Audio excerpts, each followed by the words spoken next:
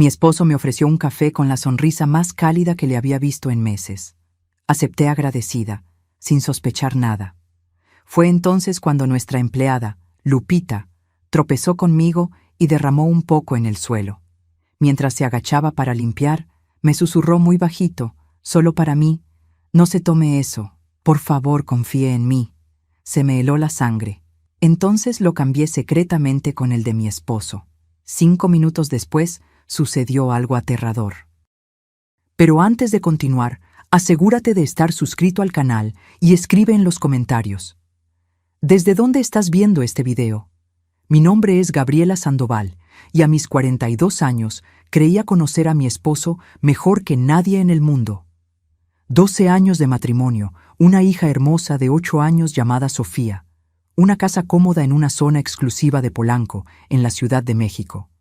Todo parecía perfecto, demasiado perfecto, como descubrí aquella mañana de sábado que cambiaría todo. Alejandro siempre fue atento, pero en los últimos meses estaba diferente.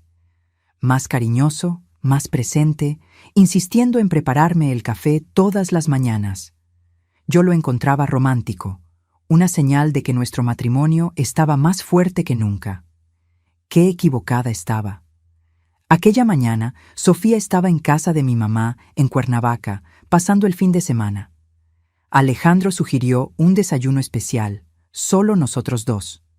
Preparó todo con esmero: pan dulce fresco, fruta picada, jugos naturales.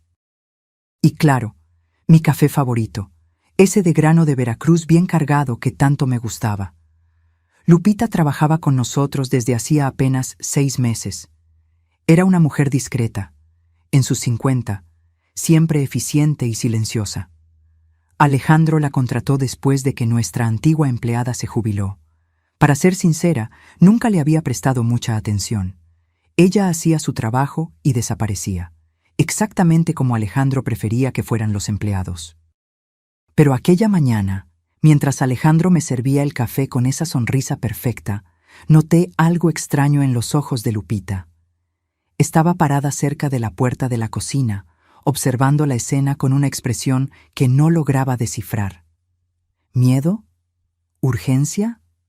No estaba segura. «Gracias, mi amor», le dije a Alejandro, tomando la taza de porcelana blanca. El aroma del café era inconfundible, exactamente como me gustaba. Me llevé la taza a los labios, lista para dar el primer sorbo. Fue cuando Lupita se movió. Demasiado rápido para alguien que normalmente era tan cuidadosa.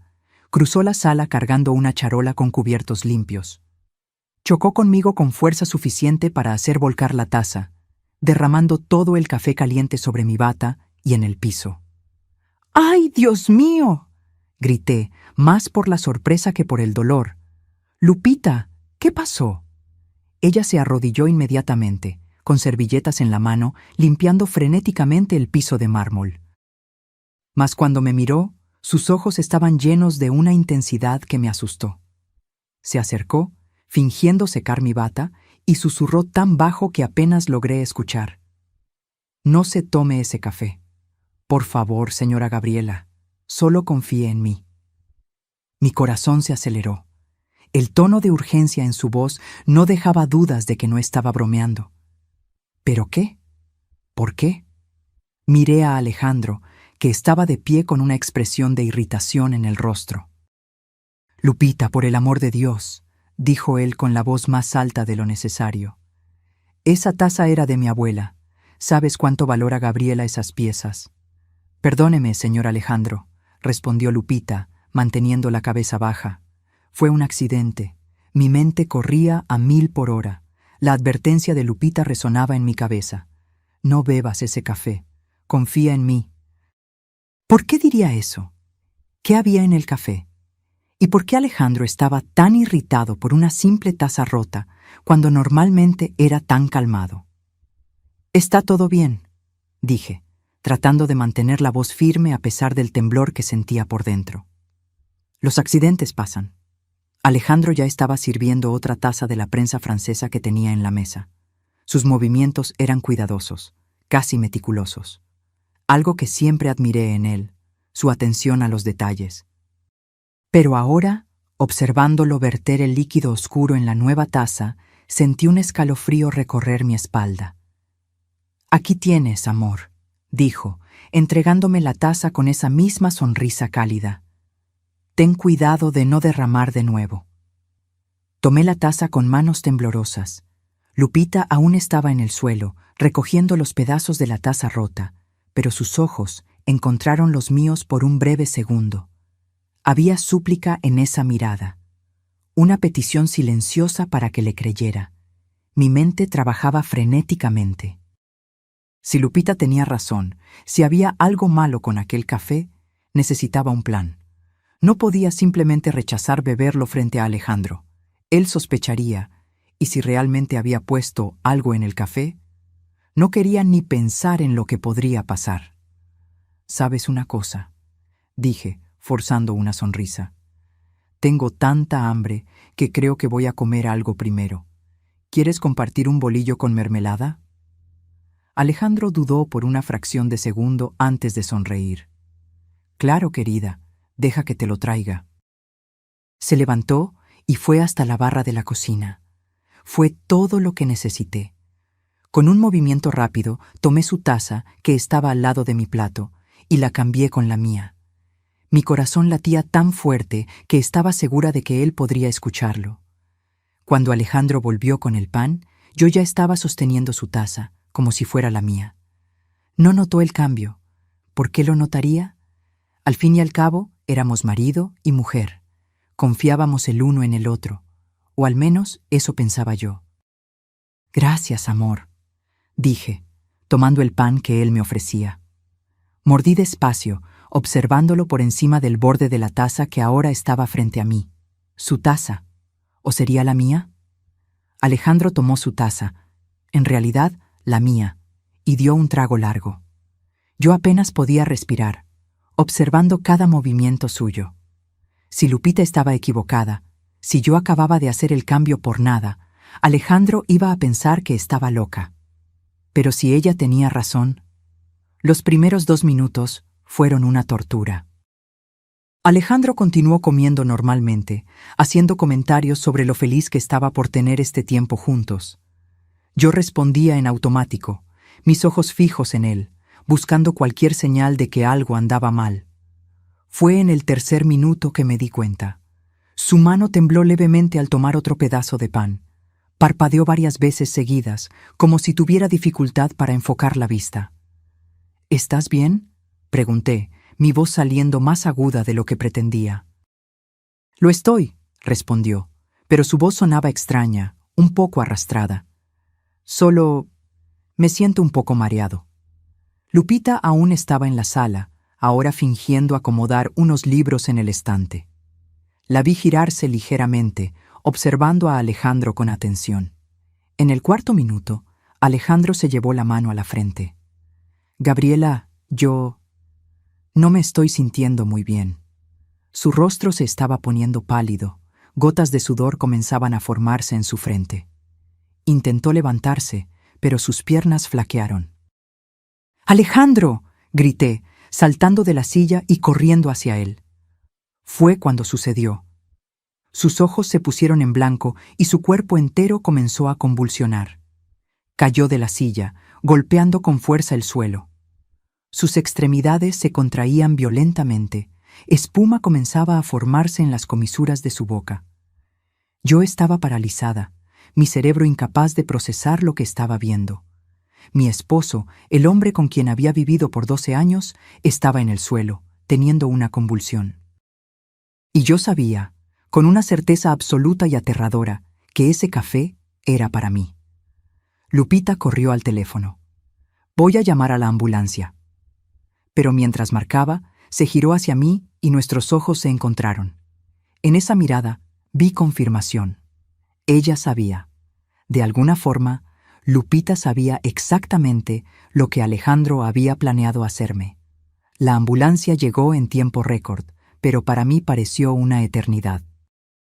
Me quedé arrodillada al lado de Alejandro, observando su cuerpo temblar incontrolablemente, sin saber si debía ayudarlo o alejarme. Ese hombre había intentado matarme. Ese hombre que juró amarme y protegerme había puesto veneno en mi café. Los paramédicos lo estabilizaron y lo llevaron de urgencia al Hospital Médica Sur. Yo lo seguí en la ambulancia, sentada en silencio mientras ellos trabajaban para mantener a Alejandro con vida. Mi mente estaba en blanco, incapaz de procesar la magnitud de lo que había sucedido. Lupita había insistido en ir con nosotros. No dijo nada durante el viaje, pero su presencia era reconfortante de alguna forma extraña. Esa mujer que yo apenas conocía acababa de salvarme la vida. En el hospital, Alejandro fue llevado directo a urgencias. Yo fui conducida a una sala de espera fría, con paredes blancas y olor a desinfectante. Lupita se sentó a mi lado, sus manos entrelazadas en su regazo. «Señora Gabriela», dijo bajito, después de varios minutos de silencio, «necesito contarle algunas cosas, cosas que debería haberle contado hace semanas. Me giré para verla a la cara. ¿Cómo sabías? ¿Sobre el café?» Lupita respiró hondo, como si se estuviera preparando para confesar un crimen. «Lo vi poniéndole algo al café de usted. No fue la primera vez». Se me revolvió el estómago. «¿Qué quieres decir con que no fue la primera vez?» «El señor Alejandro le ha estado poniendo algo en su café todas las mañanas desde hace casi un mes. Pero siempre en dosis pequeñas, casi imperceptibles. Hoy le puso mucho más. Yo sabía que esta vez sería fatal». Las implicaciones de lo que ella estaba diciendo me golpearon como un camión. Un mes. Alejandro me había estado envenenando lentamente por un mes entero. De repente, todo tuvo sentido. Los dolores de cabeza constantes que venía teniendo, las náuseas matutinas que atribuía al estrés del trabajo, la fatiga inexplicable que me hacía dormir por horas durante el día. «¿Por qué no me lo dijiste antes?» Mi voz salió más como una acusación de lo que pretendía. Lupita bajó la mirada. «Tenía miedo. Miedo de que usted no me creyera. Miedo de que el señor Alejandro lo descubriera. Él me amenazó con despedirme varias veces cuando notó que yo prestaba demasiada atención a sus hábitos. Necesitaba pruebas antes de decir cualquier cosa. ¿Y tienes esas pruebas?» Ella asintió lentamente y metió la mano en su bolsa. «He estado tomando fotos de él preparando su café, y hay más. Yo encontré cosas en su despacho, documentos». Mi corazón se aceleró. «¿Qué tipo de documentos?» Antes de que Lupita pudiera responder, un médico apareció en la puerta. Era un hombre de mediana edad, con lentes de armazón metálico y expresión grave. «Señora Sandoval, soy el doctor Méndez. ¿Puedo hablar con usted en privado?» Miré a Lupita, que se levantó inmediatamente. «Voy a esperar aquí afuera, señora Gabriela». Cuando nos quedamos solos, el doctor Méndez se sentó en la silla a mi lado. «Su esposo está estable, pero grave. Logramos controlar las convulsiones, pero los exámenes preliminares muestran niveles extremadamente altos de arsénico en su organismo». Arsénico. La palabra resonó en mi cabeza como una campana fúnebre. «¿Arsénico?», repetí, con voz débil. «Sí. Una dosis que habría sido fatal si no hubiéramos actuado rápidamente. Señora Sandoval, necesito preguntarle, ¿tiene alguna idea de cómo su esposo podría haber ingerido arsénico? Podría haber mentido, podría haber fingido ignorancia, darme tiempo para procesar todo esto». Pero las palabras salieron antes de que pudiera pensarlo mejor. Ese café era para mí. El doctor Méndez me miró con una expresión de shock y comprensión mezclados. «¿Qué quiere decir?». Le conté todo. Sobre cómo Alejandro había preparado el café especialmente para mí, sobre la advertencia de Lupita, sobre el cambio de las tazas. El médico escuchaba en silencio, haciendo anotaciones ocasionales. «Señora Sandoval», dijo cuando terminé, «esto es muy serio. Voy a tener que notificar al Ministerio Público. Si lo que usted está diciendo es verdad, su esposo intentó envenenarla. Lo sé. ¿Y usted se siente bien? ¿Algún síntoma inusual? Pensé en las últimas semanas. Los dolores de cabeza, las náuseas, la fatiga.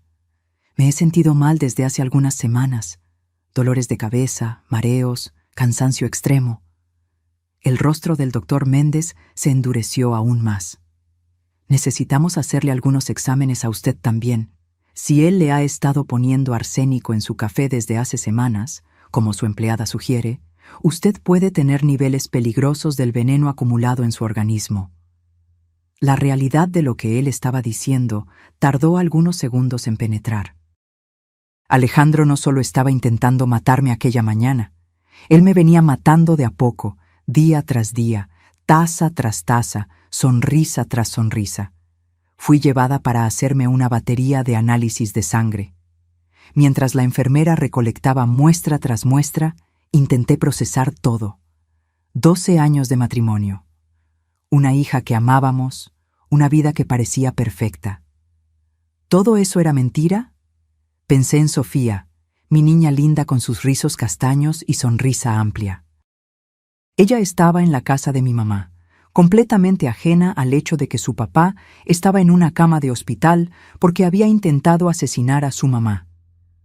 ¿Cómo le explicaría eso? Cuando volví a la sala de espera, Lupita aún estaba allí, ahora acompañada por 2 agentes de la fiscalía. Uno era un hombre alto en sus 50, con cabello canoso y una expresión cansada. La otra era una mujer más joven, tal vez unos 40 años, con ojos afilados que parecían no perderse nada. «Señora Sandoval». El detective se levantó cuando me vio. «Soy el detective Ramírez y esta es la detective Ortega. El hospital nos informó sobre la situación. ¿Podemos conversar?». Pasamos la siguiente hora en una sala privada, donde relaté todo nuevamente. Lupita mostró a los detectives las fotos que había tomado de Alejandro preparando mi café. Imágenes que mostraban claramente cómo ponía algo de un pequeño frasco en el líquido oscuro. «¿De cuándo son estas fotos?», preguntó la detective Ortega. «De las últimas 3 semanas», respondió Lupita. «Empecé a documentar todo cuando noté el patrón». «¿Y esos documentos que mencionó?», preguntó Ramírez. «¿Los que encontró en su despacho?». Lupita dudó, mirándome como si pidiera permiso. Asentí con la cabeza, incapaz de hablar. Ella sacó de su bolsa un sobre grueso. «Encontré esto escondido en el cajón con llave de su escritorio. Conseguí la llave cuando él se estaba bañando». La detective Ortega abrió el sobre y comenzó a examinar el contenido. Su expresión se fue volviendo cada vez más sombría a medida que leía. «Señora Sandoval», dijo finalmente, «su esposo contrató un seguro de vida a su nombre hace 6 meses, 10 millones de pesos, con él como único beneficiario. La sala giró a mi alrededor. 10 millones de pesos. Alejandro me había puesto un precio de 10 millones. «Hay más», continuó Ortega. «Hay documentos aquí mostrando que él transfirió grandes cantidades de la cuenta conjunta de ustedes a cuentas personales. Más de 1,5 millones de pesos en los últimos 4 meses. 1,5 millones. Dinero que yo ni sabía que faltaba. Dinero que él robó mientras planeaba matarme». «Hay también», añadió Ramírez, hojeando los documentos, «lo que parece ser un segundo testamento, aún sin firmar, donde le deja todo a una mujer llamada Valeria Castillo». «¿Conoce ese nombre?». «Valeria Castillo». El nombre me era vagamente familiar, pero no lograba ubicarlo. «Trabaja en la oficina del señor Alejandro», dijo Lupita bajito. «Ella viene a la casa a veces para dejar documentos. Siempre muy amigable. La traición en capas. No era solo el intento de asesinato. Era el dinero robado, el seguro de vida fraudulento, la otra mujer. ¿Cuántas mentiras caben en un matrimonio de 12 años?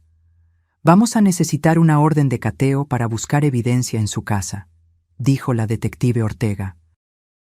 «Y vamos a interrogar a su esposo en cuanto esté en condiciones. Por ahora, hay un oficial posicionado en la puerta de su habitación. Él no va a ningún lado». Cuando los detectives finalmente salieron, me quedé a solas con Lupita en la sala de espera. El silencio entre nosotras era pesado, lleno de preguntas no formuladas y verdades difíciles de enfrentar. Lupita, dije finalmente. Gracias, me salvaste la vida. Ella sacudió la cabeza. Debería haber hablado antes, señora Gabriela. Cada vez que veía a usted tomar aquel café, cada vez que la veía poniéndose más débil y enferma y yo no hacía nada, tenías miedo, lo entiendo. Pero al final, hiciste lo que tenía que hacerse. Lupita me miró con lágrimas en los ojos. Hay una cosa más que necesito contarle.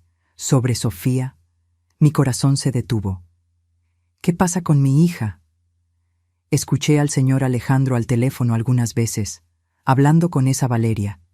Ellos planeaban llevarse a Sofía a vivir con ellos después de que el plan de ellos funcionara. La sala se tiñó de rojo. La idea de Alejandro y su amante criando a mi hija, usando mi dinero, viviendo en mi casa, mientras yo estaba muerta y enterrada. Ellos nunca van a tocar a mi hija, dije, mi voz saliendo como un gruñido. Nunca. Fue en ese momento que tomé una decisión. Alejandro había intentado destruirme, había planeado meticulosamente quitarme del camino para poder tener mi dinero y a mi hija. Pero había fallado. Y ahora, él iba a pagar por cada mentira, cada gota de veneno, cada sonrisa falsa que me dio mientras planeaba mi muerte. Los resultados de mis exámenes volvieron al día siguiente. Como el doctor Méndez sospechaba, yo tenía niveles significativos de arsénico en mi sistema. No lo suficiente para ser inmediatamente fatal, pero lo bastante para explicar todos los síntomas que venía experimentando. Si Alejandro hubiera continuado con el envenenamiento gradual por unas semanas más, incluso sin la dosis fatal de aquella mañana, yo probablemente habría muerto de insuficiencia de múltiples órganos. Comencé el tratamiento de quelación inmediatamente. Fue un proceso doloroso y exhaustivo, pero necesario para remover el veneno de mi cuerpo. Mientras tanto, la investigación policial se profundizaba, revelando capa tras capa de mentiras y planificación meticulosa. La casa fue revisada por los peritos. Encontraron el frasco de arsénico escondido en el fondo de un cajón del despacho de Alejandro, disfrazado como un suplemento vitamínico. Encontraron también una segunda computadora, escondida en su vestidor, que contenía meses de correos electrónicos intercambiados entre él y Valeria Castillo. Cuando la detective Ortega me mostró algunos de esos correos, sentí como si estuviera leyendo sobre la vida de una extraña. No podía ser mi esposo escribiendo aquellas cosas sobre mí. Ella está más débil cada día, decía un correo de hace 3 semanas. Apenas logra salir de la cama los fines de semana. No va a tardar mucho ahora, amor. Apenas puedo esperar para deshacernos de ella. Valeria había respondido. Vamos a ser tan felices juntos. Tú, yo y Sofía. Seremos la familia perfecta. La familia perfecta. Ellos querían robar mi vida, literalmente. Mi esposo, mi hija, mi casa, mi dinero. Todo planeado con una frialdad que me dejaba con náuseas. Alejandro permaneció en el hospital por una semana antes de ser transferido al reclusorio. Sobrevivió, aunque los médicos dijeron que tendría daños permanentes en los riñones y el hígado. Justicia poética, pensé. Él había intentado envenenarme poco a poco, y ahora su propio cuerpo estaba envenenado. Durante todo este tiempo, mantuve a Sofía lejos de todo. Mi mamá se la llevó a su casa en Cuernavaca, inventando una excusa sobre un viaje de última hora. Sofía tenía apenas 8 años. Ella no necesitaba saber aún que su papá era un monstruo, pero yo sabía que eventualmente tendría que contárselo. Esa conversación me acechaba todas las noches mientras intentaba dormir. Lupita continuó viviendo con nosotras, aunque yo insistí en que ella no necesitaba más trabajar como empleada. Se volvió algo así como una amiga, una aliada en esta pesadilla. Ella conocía la verdad, había visto todo desarrollarse, y su presencia era extrañamente reconfortante. Fue Lupita quien me contó sobre Valeria Castillo. Ella había hecho su propia investigación, descubriendo que Valeria era la secretaria ejecutiva de Alejandro desde hacía 2 años.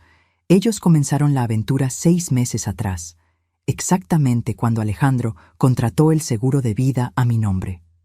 Ella tiene 28 años. Lupita me dijo una noche, mientras tomábamos té en la cocina. Era extraño cómo mi vida había cambiado. Antes, Lupita servía el té. Ahora, nos sentábamos juntas como iguales, unidas por el trauma compartido. 28, repetí. Yo tenía 42. Claro que Alejandro escogería a alguien más joven. Y tiene deudas, muchas deudas. Tarjetas de crédito, préstamos personales. La policía cree que el dinero fue parte de la motivación para ella. El dinero. Siempre volvía al dinero.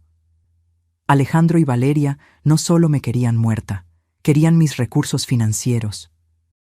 Los 10 millones del seguro de vida, más los activos que yo tenía a mi nombre, más la parte de Alejandro en la empresa que administrábamos juntos. Calculé mentalmente. Ellos habrían salido con más de 25 millones de pesos si el plan hubiera funcionado. 25 millones. Ese era mi valor de mercado, aparentemente, el precio de mi vida. La policía arrestó a Valeria una semana después de que Alejandro fuera llevado al reclusorio. Yo estaba ahí cuando eso sucedió, sentada en una sala de observación con espejo unidireccional, observando mientras los detectives la interrogaban. Era bonita, tenía que admitirlo. Cabello rubio largo, ojos verdes, cuerpo esbelto. Exactamente el tipo de mujer que Alejandro siempre admiró en películas y revistas. Exactamente lo opuesto a mí, con mi cabello castaño corto y cuerpo que nunca volvió completamente a la normalidad después del embarazo de Sofía. Yo no sabía que él la iba a envenenar, Valeria decía, lágrimas escurriendo por su rostro perfectamente maquillado. Él me dijo que Gabriela estaba enferma, que era apenas cuestión de tiempo. Yo nunca imaginé... Mentiras. Cada palabra que salía de su boca era una mentira. Los correos probaban que ella sabía exactamente lo que Alejandro estaba haciendo. Ella hasta sugirió aumentar la dosis en una ocasión, diciendo que mientras más rápido, mejor. Señorita Castillo, la detective Ortega dijo, su voz fría y profesional. Tenemos correos suyos discutiendo el envenenamiento en detalle. Tenemos mensajes donde usted felicita a Alejandro por dar un paso más. Tenemos pruebas suficientes para condenarla por conspiración para cometer homicidio. El rostro de Valeria palideció. Yo... Él me forzó. Alejandro me amenazó. Dijo que me despediría, que arruinaría mi reputación si yo no lo ayudaba. Más mentiras. Las lágrimas eran convincentes, lo admito, pero yo conocía la verdad. Ella no era una víctima. Ella era una cómplice, tan culpable como Alejandro. Cuando el interrogatorio terminó y Valeria fue llevada a una celda, la detective Ortega vino a hablar conmigo. ¿Cómo está?, preguntó, su voz más gentil de lo que yo esperaba. Sinceramente, no sé. La mitad de mí aún no cree que esto esté pasando. La otra mitad quiere... Pausé, sin saber cómo expresar la rabia que hervía dentro de mí. ¿Venganza?, Ortega sugirió. Justicia, corregí. Quiero que ellos paguen por todo lo que hicieron. No solo a mí, sino a Sofía. Ella va a crecer sin padre por causa de las elecciones de él. Ella va a tener que lidiar con el hecho de que su papá intentó matar a su mamá. ¿Cómo se supera eso? Ortega puso una mano en mi hombro. Los niños son más resilientes de lo que pensamos, y ella la tiene a usted. Usted es fuerte, Gabriela, más fuerte de lo que sabe. No me sentía fuerte. Me sentía rota, traicionada, violada de maneras que iban más allá de lo físico. Alejandro no solo intentó quitarme la vida, intentó quitarme mi dignidad, mi autonomía, mi capacidad de confiar. Y de cierta forma tuvo éxito en eso. Pero había algo creciendo dentro de mí también. No era solo rabia, aunque había mucha rabia. Era determinación. Alejandro y Valeria me habían subestimado. Ellos creyeron que yo sería una víctima fácil, una esposa tonta que nunca sospecharía nada. Estaban equivocados. En los días siguientes, comencé a reconstruir mi vida. Primero, cambié todas las contraseñas de todas las cuentas. contraté a un abogado especializado en derecho familiar para iniciar el proceso de divorcio. Contraté a un contador forense para rastrear exactamente cuánto dinero Alejandro había robado de nuestras cuentas conjuntas. El número final fue impactante: 2 millones de pesos. Él había creado cuentas bancarias falsas, transferido dinero en pequeñas cantidades para no levantar sospechas, usado tarjetas de crédito a mi nombre para comprar regalos para Valeria. Joyas, ropa, hasta un viaje a Cancún que hicieron hace 2 meses, mientras yo estaba en casa enferma, envenenada, en realidad. Mi abogado me aseguró que lograríamos recuperar todo en el proceso de divorcio. Pero no era sobre el dinero, era sobre el principio. Alejandro me había robado de todas las maneras posibles, y yo iba a asegurar que él pagara por cada centavo. La preparación para el juicio consumió mis días. La fiscalía construía un caso sólido contra Alejandro y Valeria: intento de homicidio, fraude, robo. Lupita sería una testigo crucial, así como los correos, las fotos, los registros bancarios. Pero la prueba más incriminatoria era el propio Alejandro. Cuando finalmente fue interrogado, después de recuperarse lo suficiente para hablar, intentó alegar que todo había sido idea de Valeria, que ella lo manipuló, lo sedujo, lo convenció de que yo era un obstáculo para su felicidad. Los fiscales no compraron la historia. Los correos mostraban claramente que Alejandro era el cerebro del plan. Él investigó sobre arsénico, compró el veneno, decidió las dosis. Valeria era cómplice, sí, pero Alejandro era el arquitecto de mi asesinato. 3 meses después de aquella mañana de sábado que cambió todo, finalmente traje a Sofía a casa. Ella había pasado todo este tiempo con mi mamá, protegida de la tormenta que devastó nuestra familia. Pero llegó el momento de decirle la verdad.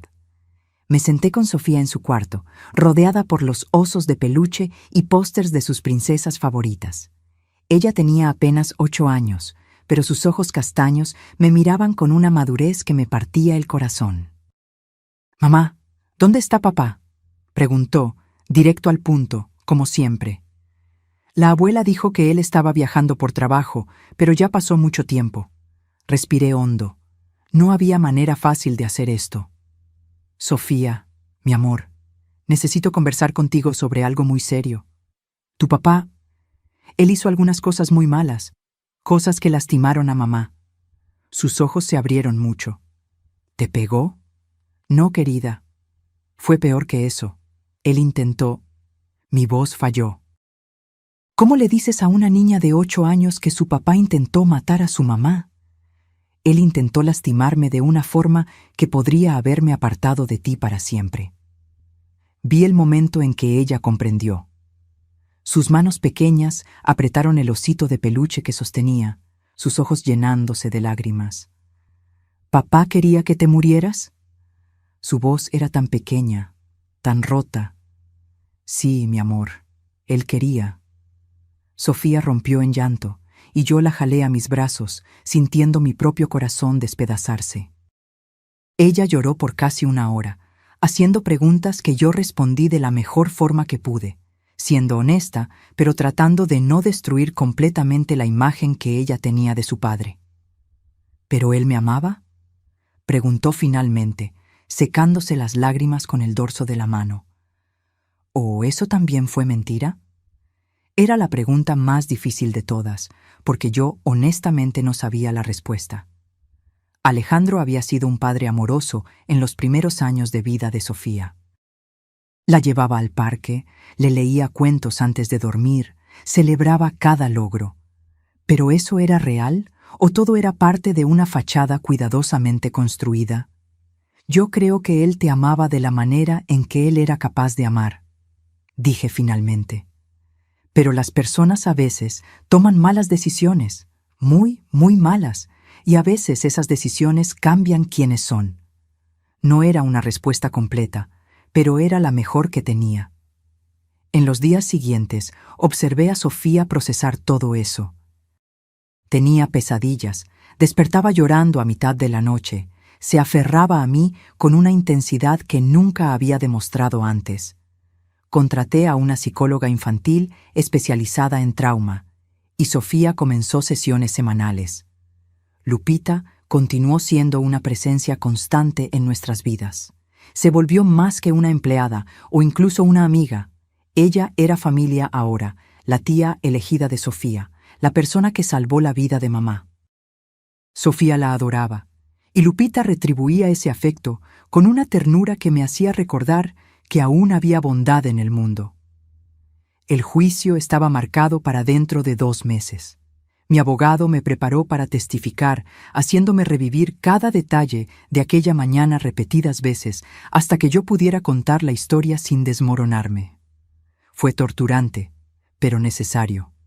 Durante ese tiempo, también descubrí más sobre la historia de Alejandro y Valeria. La investigación reveló que ellos habían rentado un departamento juntos 6 meses antes, usando el dinero que Alejandro me robó. Vivían una vida paralela completa, con fotos en redes sociales, en perfiles privados, cenas románticas, hasta vacaciones juntos mientras yo estaba en casa, sintiéndome cada vez más enferma. Lo que más me dolió fue descubrir que Valeria había creado un perfil falso en redes sociales, fingiendo ser mamá de Sofía. Había fotos de mi hija, fotos que Alejandro tomó, con leyendas como «mi princesita» y «amo ser tu mamá». Ella estaba ensayando el papel de mi sustituta mientras yo aún estaba viva. Cuando le mostré esto a la detective Ortega, ella sacudió la cabeza con asco. «Esto muestra premeditación clara», dijo ella. «No estaban solo planeando matarla, estaban planeando asumir su vida entera. La traición en capas nunca terminaba». Cada día traía una nueva revelación, una nueva faceta de la conspiración de Alejandro y Valeria. Descubrí que ellos habían hasta escogido un colegio nuevo para Sofía, una escuela privada cara donde Valeria podría mostrar a mi hija como suya. También descubrí a través del contador forense que Alejandro estaba desviando dinero de nuestra empresa desde hacía más de 1 año, mucho antes de que la aventura con Valeria comenzara. Creó proveedores falsos, infló gastos, transfirió fondos a cuentas en el extranjero. El total robado de la empresa sobrepasaba los 5 millones de pesos. Tuve que reunirme con los otros socios de la empresa para explicar la situación. Fue humillante admitir que yo no había notado lo que mi propio esposo estaba haciendo, pero ellos fueron sorprendentemente comprensivos. Quitaron a Alejandro de todos los cargos e iniciaron procesos legales para recuperar el dinero robado. La empresa que Alejandro y yo construimos juntos a lo largo de 10 años ahora era solo mía. Debería haber sido un momento de victoria, pero todo lo que sentí fue vacío. Todo estaba contaminado por sus mentiras. Una noche, cerca de 1 mes antes del juicio, Lupita me encontró llorando en la cocina. Era tarde, Sofía ya estaba durmiendo y yo había pasado la noche revisando documentos del caso con mi abogado. «Señora Gabriela», dijo suavemente, sentándose a mi lado. Ella había dejado de llamarme formalmente hacía semanas, pero los viejos hábitos persisten. «¿Puedo decirle algo?». Me sequé las lágrimas. «Claro. Usted es la mujer más fuerte que he conocido, no solo por sobrevivir a esto, sino por cómo está lidiando con todo, cuidando de Sofía, reconstruyendo su vida, permaneciendo firme cuando muchas mujeres se habrían desmoronado». «No me siento fuerte», admití. «Me siento rota, como si él se hubiera llevado una parte de mí que nunca voy a recuperar». «Se la llevó», coincidió Lupita. «Pero no la parte que usted piensa. Se llevó la ingenuidad, la capacidad de confiar ciegamente. Pero eso no es necesariamente malo, señora Gabriela.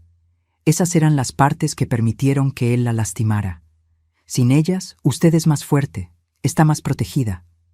Pensé sobre eso. Lupita tenía razón, de cierta forma. Yo nunca más sería la mujer que aceptaría el café del marido sin cuestionar. Nunca más asumiría que amor significaba confianza ciega. Alejandro se había llevado mi inocencia, pero tal vez eso no fuera totalmente una pérdida. «¿Cómo lograste darte cuenta?», le pregunté a Lupita. «¿Qué te hizo sospechar de él?». Lupita pensó por un momento. «Pequeñas cosas, al principio. La forma en que él la miraba cuando pensaba que nadie estaba viendo. No era amor, era algo más frío, calculador. Y entonces empecé a notar los patrones. Cada vez que usted bebía el café de él, se enfermaba. Cada vez que viajaba y no bebía el café, mejoraba. No era difícil atar cabos. ¿Por qué no te fuiste?, pregunté. Podrías haber simplemente renunciado, salido de esta situación. Lo pensé, admitió, muchas veces. Pero cada vez que la miraba a usted, a Sofía, sabía que no podía dejarlas. Alguien necesitaba protegerlas, y yo era la única que sabía la verdad. Arriesgaste tu vida, dije. Si Alejandro hubiera descubierto que sabías, ¿quién sabe lo que habría hecho? Lupita se encogió de hombros. Algunas cosas valen el riesgo. Además, usted fue gentil conmigo cuando yo más lo necesitaba. Cuando mi hija estuvo enferma hace 2 años y necesité faltar al trabajo por semanas, usted pagó mi salario íntegro y hasta ayudó con las cuentas médicas. Usted me trató como ser humano, no como empleada. Le debía eso. Yo había olvidado aquel episodio. La hija de Lupita tuvo una neumonía grave y necesitó hospitalización. Fue natural para mí ayudar. Ella trabajaba para nosotros, era nuestra responsabilidad. Pero para Lupita, aquel gesto había significado mucho más. Había creado una lealtad que la hizo arriesgar todo para salvarme.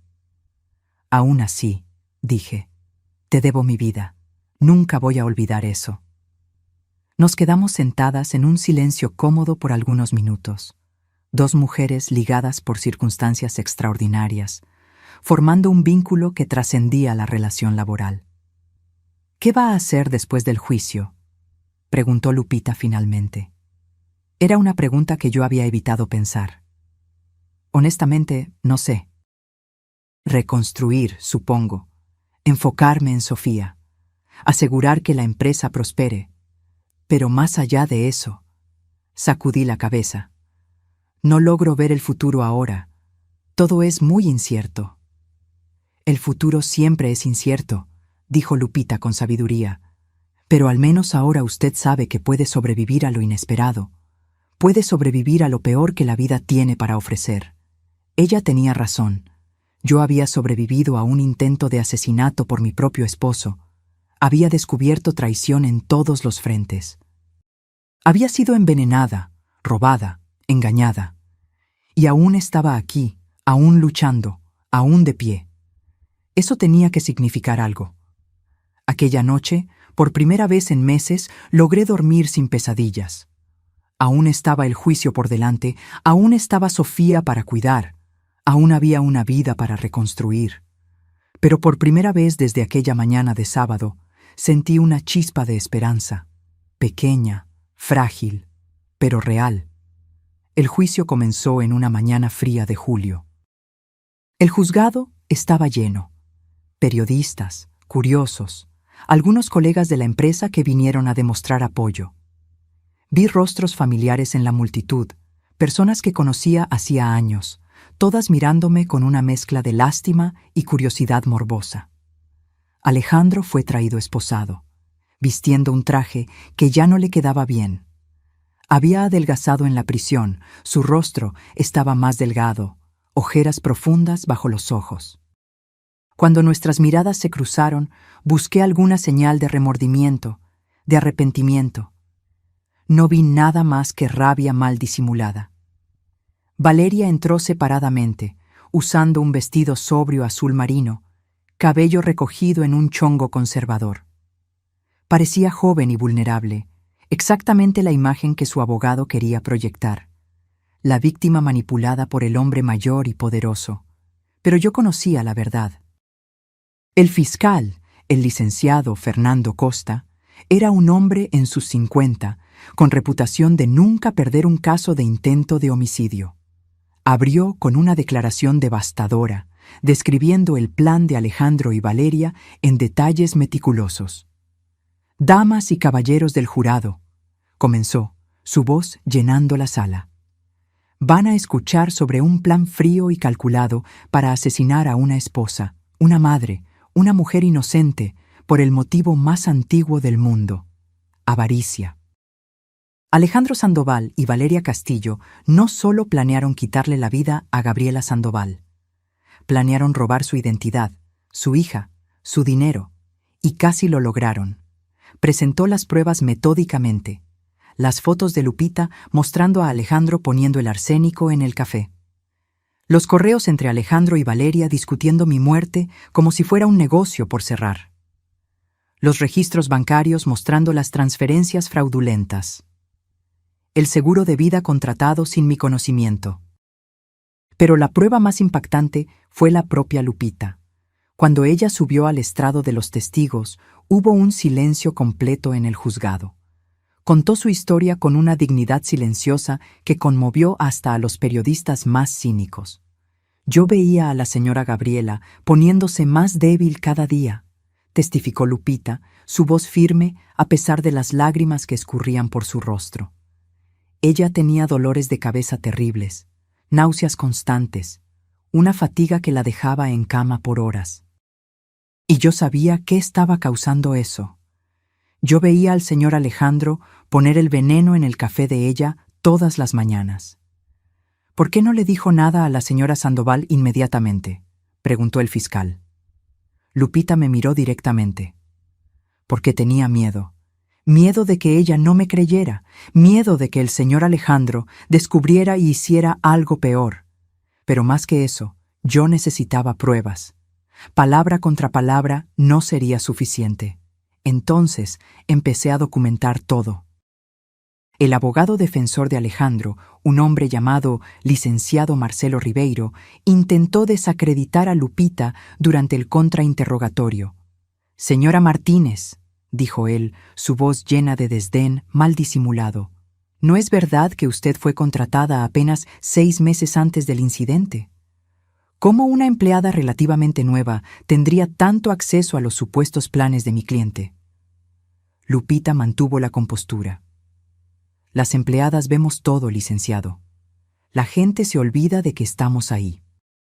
Tienen conversaciones privadas, dejan documentos esparcidos, asumen que no prestamos atención. Pero nosotras sí prestamos atención, especialmente cuando vemos algo malo sucediendo». Fue una respuesta perfecta. Vi a varias personas asentir en concordancia. Cuando llegó mi turno de testificar, sentí como si estuviera caminando hacia el propio juicio final. Todas las personas en la sala me observaban, juzgando no solo mi testimonio, sino mi falla en notar que mi esposo me estaba envenenando. El fiscal me guió a través de aquella mañana de sábado, haciéndome revivir cada momento. Describí el café que Alejandro preparó con tanto cuidado, la advertencia susurrada de Lupita, la decisión en una fracción de segundo de cambiar las tazas. Y entonces, la convulsión de Alejandro, el caos que siguió, la revelación aterradora de que él había intentado matarme. «¿Cómo se sintió en aquel momento?», preguntó el fiscal. «¿Cuando se dio cuenta de que el café era para usted?». Cerré los ojos, recordando. Me sentí como si estuviera cayendo, como si el suelo hubiera desaparecido debajo de mí. 12 años de matrimonio, una hija que amábamos, una vida que yo pensaba que era sólida y real. Todo revelado como mentira en un único instante. ¿Y los síntomas que venía sintiendo antes de aquella mañana? ¿Cuándo se dio cuenta de que eran causados por envenenamiento? Cuando el médico me dijo que yo tenía niveles significativos de arsénico en mi sistema, todo tuvo sentido. Los dolores de cabeza que yo creía que eran estrés. La náusea que atribuí a una infección estomacal. La fatiga que pensé que era solo envejecimiento. Alejandro me estaba matando de a poco, y yo estaba tan ciega de confianza que ni me di cuenta. Durante el contrainterrogatorio, el licenciado Ribeiro intentó hacerme parecer una esposa negligente que no prestaba atención al marido. «Señora Sandoval», dijo él, su voz condescendiente, «¿no es extraño que usted no haya notado que su esposo supuestamente estaba teniendo una aventura? ¿Que estaba robando dinero de sus cuentas? ¿Que estaba planeando su asesinato? Parece que usted no estaba muy atenta a su matrimonio». La rabia se encendió dentro de mí. Yo confiaba en mi esposo, licenciado. Confianza no es negligencia. Es lo que debería ser la base de cualquier matrimonio. Si eso me hace culpable de algo, entonces soy culpable de amar demasiado y confiar ciegamente. Pero no soy culpable de ser envenenada. No soy culpable de ser traicionada. Y ciertamente no soy culpable de no notar que la persona que prometió amarme y protegerme estaba planeando matarme. Hubo un murmullo de aprobación en el juzgado. Incluso la juez pareció impresionada. Valeria testificó al día siguiente. Su abogada, una mujer llamada licenciada Paula Santos, construyó toda su defensa en torno a la idea de que Valeria era una víctima de Alejandro tanto como yo lo era. Mi cliente, declaró la licenciada Santos, es una joven que fue seducida y manipulada por un hombre mucho mayor y experimentado. Alejandro Sandoval la convenció de que su esposa estaba gravemente enferma, que era apenas cuestión de tiempo antes de que ella falleciera. Valeria nunca supo sobre el envenenamiento hasta que fue demasiado tarde. Pero el fiscal destruyó esa narrativa fácilmente durante el contrainterrogatorio. «Señorita Castillo», dijo el licenciado Costa, sosteniendo una pila de correos impresos. «Me gustaría que leyera este correo que usted envió al señor Sandoval hace 2 meses. En voz alta, por favor». Valeria tomó el papel con manos temblorosas. «Amor, creo que deberías aumentar la dosis. Ella está tardando mucho en morir y estoy cansada de esperar. Mientras más rápido terminemos esto, más rápido podremos comenzar nuestra vida juntos». El juzgado quedó en completo silencio. «¿Eso?», continuó Costa. «¿Suena como las palabras de alguien que no sabía sobre el envenenamiento? ¿O suena como las palabras de una cómplice activa y entusiasta en un intento de asesinato?» El rostro de Valeria estaba rojo. Alejandro me convenció de que era lo mejor para ella. ¿Que ella estaba sufriendo? ¿Sufriendo?, Costa la interrumpió. Gabriela Sandoval estaba perfectamente sana antes de que su cliente y el señor Sandoval comenzaran a envenenarla. La única cosa que la hacía sufrir era el arsénico que ustedes ponían en su café todas las mañanas. Fue devastador. Cualquier simpatía que el jurado pudiera haber tenido por Valeria se evaporó en aquel momento. El juicio duró 3 semanas. Testigo tras testigo subió al estrado, cada uno agregando otra capa a la condena de Alejandro y Valeria. El toxicólogo que explicó exactamente cómo el arsénico funciona en el cuerpo humano. El investigador financiero que rastreó cada peso robado. El experto en informática forense que recuperó correos borrados revelando aún más detalles sórdidos del plan. Pero el testimonio más impactante vino de una fuente inesperada. La exesposa de Alejandro, una mujer llamada Carla que yo ni sabía que existía. Alejandro me había dicho que yo era su primer matrimonio. Otra mentira. Él estuvo casado brevemente a los 20 y pocos años, un matrimonio que duró menos de 2 años antes de que Carla pidiera el divorcio. Cuando Carla testificó, todo encajó. Alejandro comenzó a ponerse extraño algunos meses después de nuestro matrimonio, dijo ella. Controlador, posesivo. Él quería saber dónde estaba yo en todo momento, con quién hablaba. Empezó a revisar mi celular, leer mis correos, y entonces comenzó la manipulación psicológica, el gaslighting. ¿Puede explicar qué quiere decir con gaslighting?, preguntó el fiscal. Hacía cosas y después negaba que las hubiera hecho. Movía mis objetos e insistía que yo los había puesto ahí. Hacía planes y después decía que yo lo había olvidado. Él quería hacerme pensar que me estaba volviendo loca. Y funcionó. Empecé a dudar de mi propia cordura. Miré a Alejandro mientras Carla hablaba. Su mandíbula estaba tensa, rabia brillando en sus ojos. No le gustaba que sus métodos fueran expuestos. ¿Por qué cree que él hizo eso?, preguntó el fiscal. Carla me miró directamente cuando respondió. Control. Alejandro necesita tener el control de todo y de todos a su alrededor. Si lo cuestionas, si muestras cualquier señal de independencia, él lo ve como amenaza. Y Alejandro elimina amenazas. Las palabras de Carla resonaron en mí. ¿Cuántas veces Alejandro me había hecho cuestionarme? ¿Cuántas veces insistió que yo estaba exagerando mis síntomas, que estaba imaginando cosas, que estaba siendo paranoica? Él me había estado haciendo gaslighting todo el tiempo, haciéndome dudar de mi propia percepción mientras me envenenaba. ¿Por qué no alertó a Gabriela?, preguntó el abogado defensor durante el contrainterrogatorio. Si usted sabía que Alejandro era peligroso, ¿por qué no dijo nada a la nueva esposa de él? Carla pareció genuinamente angustiada. Yo no sabía que él se había casado nuevamente. Corté todo el contacto después del divorcio. Me mudé de ciudad, reconstruí mi vida. Fue solo cuando vi el caso en las noticias que supe sobre Gabriela, y entonces entré en contacto con la fiscalía inmediatamente, ofreciendo testificar. Fue un testimonio poderoso. Mostraba que el comportamiento de Alejandro no era un momento aislado de locura, sino un patrón que se extendía por décadas. Él era un depredador, y yo era apenas su víctima más reciente. Las deliberaciones del juez duraron solo 6 horas. Cuando retornaron a la sala del tribunal, mi corazón latía tan fuerte que podía escucharlo. Sofía estaba con mi mamá, salvada de tener que ver a su padre ser condenado. Lupita estaba sentada a mi lado, su mano sosteniendo la mía. El juez leyó el veredicto. Culpable, culpable en todos los cargos. Miré a Alejandro y vi su máscara finalmente caer. No había más el encanto calculado, la pose de víctima, solo rabia pura e incontrolable. Los veredictos para Valeria fueron idénticos, culpable en todos los cargos. Ella se desmoronó en lágrimas, pero parecían más de autocompasión que genuino remordimiento. La sentencia fue dictada 2 semanas después.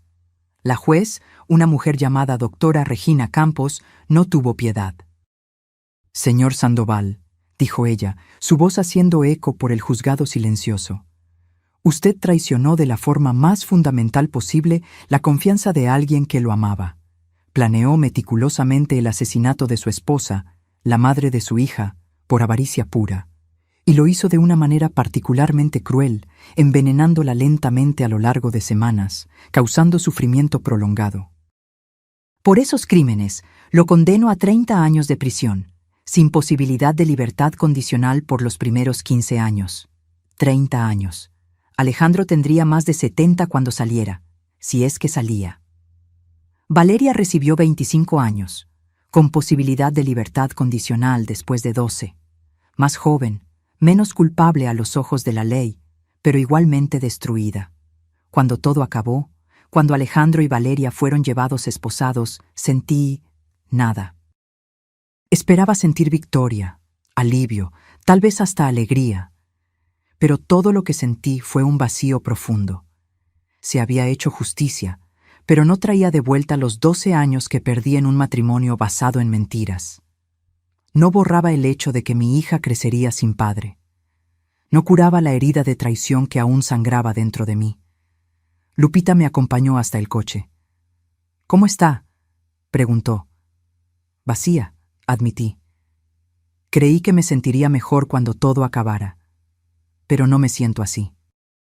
«La justicia no cura heridas», dijo Lupita con sabiduría. «Apenas garantiza que los responsables paguen. La cura, esa viene con el tiempo». Ella tenía razón. En los meses siguientes comencé lentamente a reconstruir mi vida. Primero, me concentré en Sofía. Sus sesiones de terapia estaban ayudando, pero ella aún tenía momentos difíciles. Noches en que despertaba llorando, días en que se aferraba a mí con miedo de que yo también me fuera. «Mamá», me preguntó una noche, algunos meses después del juicio, «¿tú todavía amas a papá?». Era una pregunta difícil. ¿Cómo explicar a una niña que amor y odio pueden coexistir? ¿Que puedes extrañar a alguien y al mismo tiempo sentir repulsión por él? «Yo amaba al hombre que pensé que tu papá era», respondí cuidadosamente. «El papá que jugaba contigo, que leía cuentos antes de dormir, que nos hacía reír. Pero ese hombre... No sé si él realmente existió o si fue apenas una máscara que el verdadero Alejandro usaba». Sofía pensó sobre eso. ¿Puedo amar todavía su recuerdo?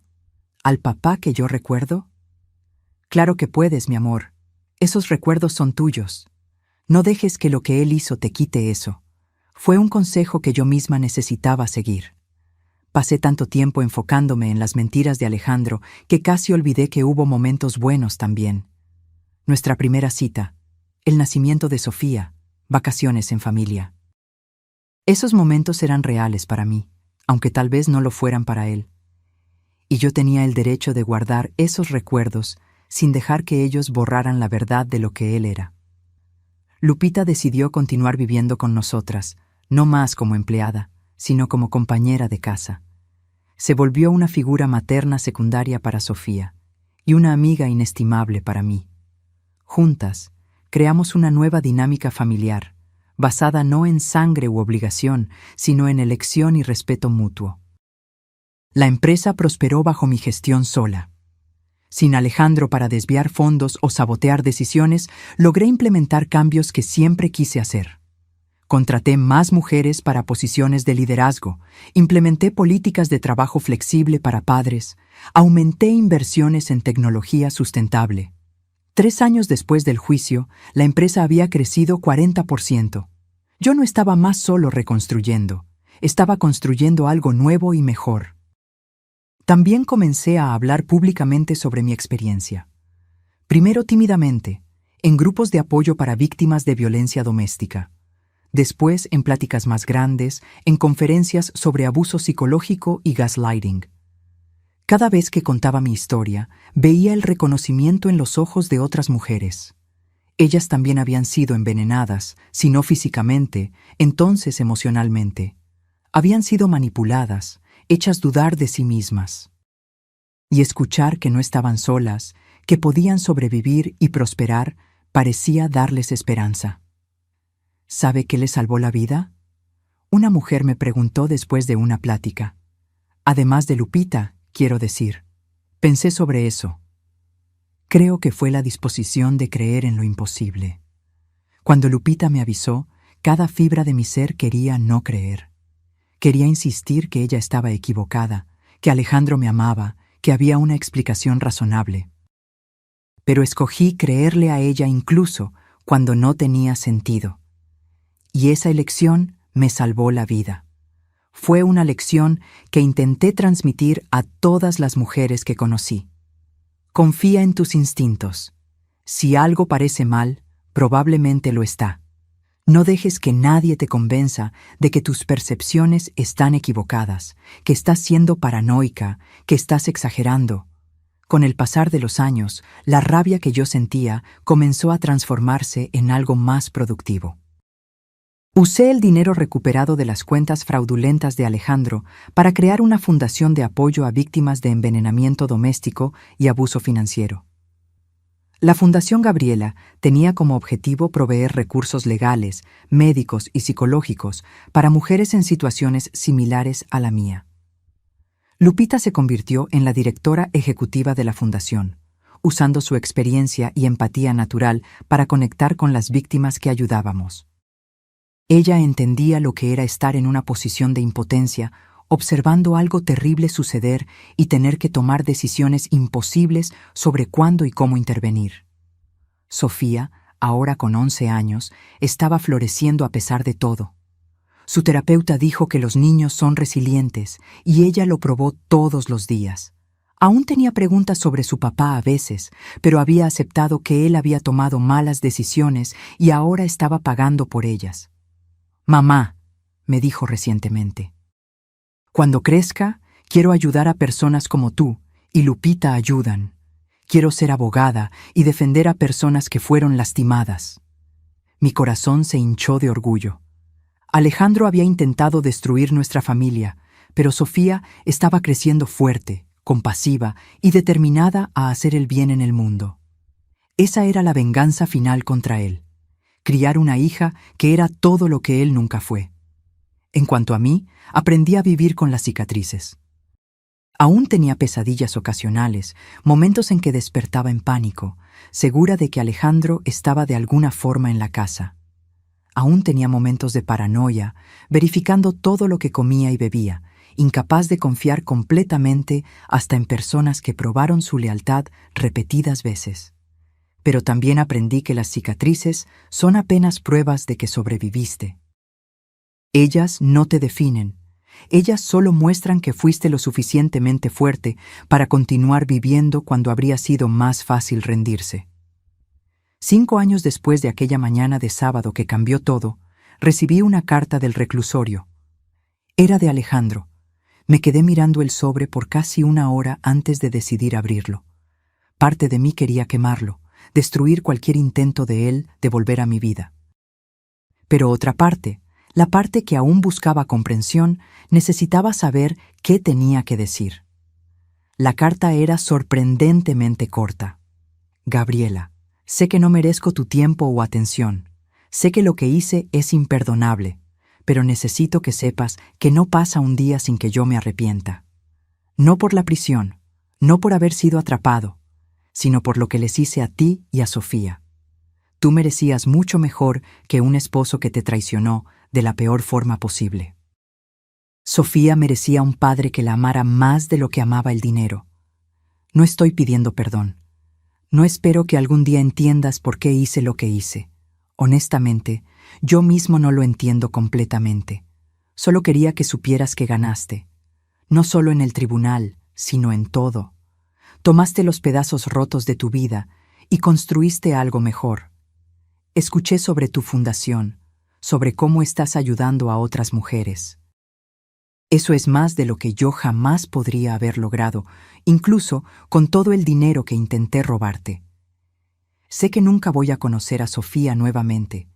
Sé que ella probablemente ni se acuerda de mí, o solo recuerda las partes malas. Eso es lo que merezco. Pero si algún día ella pregunta por mí, por favor, dile que su papá la amaba.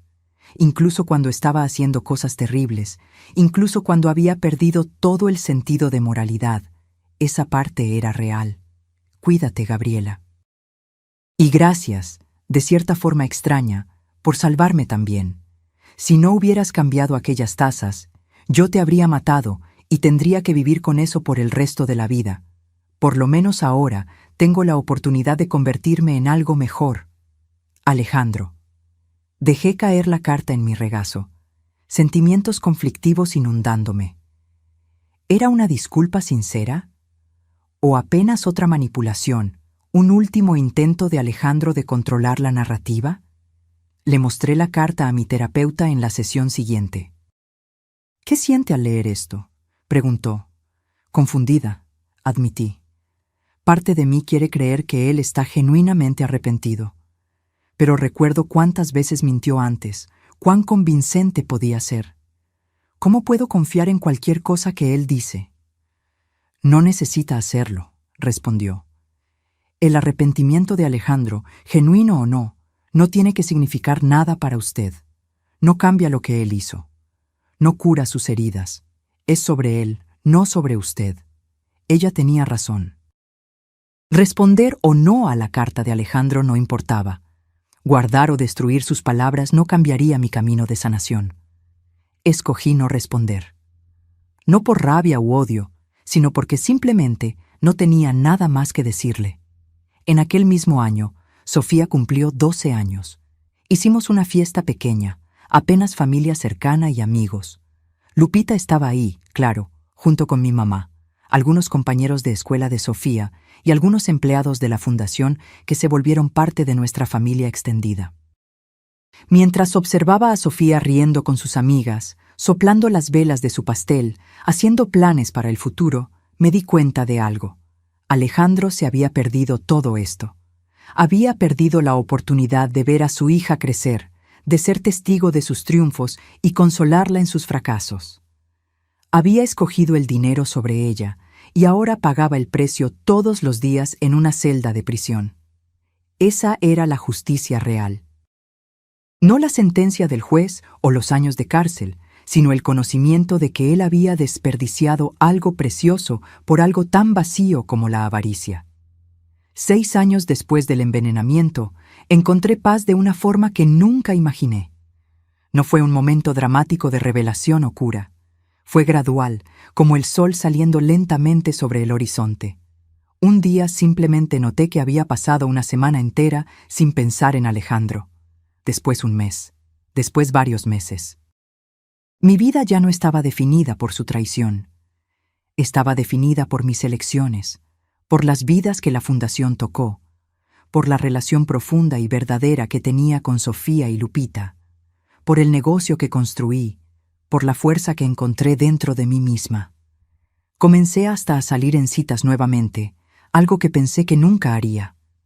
Fue aterrador al principio, confiar en alguien lo suficiente para dejarlo entrar en mi vida, pero descubrí que era posible. Posible amar sin perderse a una misma, confiar sin ser ingenua, abrir el corazón sin volverlo vulnerable a la destrucción. Su nombre era Daniel, un abogado que conocí a través de la Fundación. Él había trabajado en varios de nuestros casos pro bono y me impresionó con su dedicación y compasión genuina. No era como Alejandro, no era encantador o suave, no hacía grandes gestos románticos. Pero era honesto, consistente, y cuando me miraba, veía quién yo realmente era, no quien él quería que yo fuera. ¿Estás segura de esto?, me preguntó Lupita cuando le conté sobre Daniel. No por él, sino por ti. ¿Estás lista? No sé si algún día estaré completamente lista, admití. Pero no puedo dejar que lo que hizo Alejandro me impida vivir. No voy a darle ese poder sobre mí. Daniel conocía mi historia, claro.